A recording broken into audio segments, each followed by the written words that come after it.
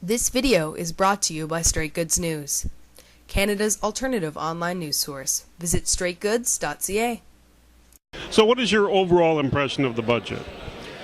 Well, there's very deep cuts to federal government program spending, deeper than many people had thought. 7% of what they were going for 5 to 10. That's at least $5 billion a year when it's implemented. I figure that's going to cost us about 50,000 jobs overall, probably half of that direct federal government workers and other half in the private sector, non-governmental organizations. So we got those cuts, extremely little detail on who's going to be affected, what services are going to be cut.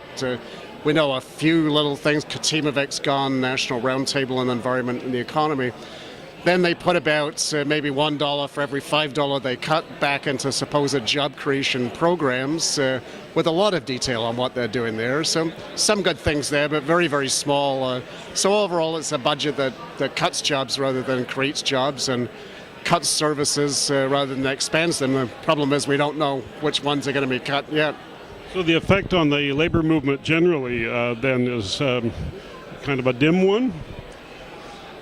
Well, there's no doubt in terms of the labor movement holding up. Good jobs in our economy, we're really under the gun on that. I guess one thing that's interesting in this budget is they're two-tiering the federal government pension system. So new hires are going to have to work 5 years longer to get their pensions going forward. That's pretty explicit that, I guess this is a government that thinks workers can't have decent pensions even if they have, reasonably decent jobs.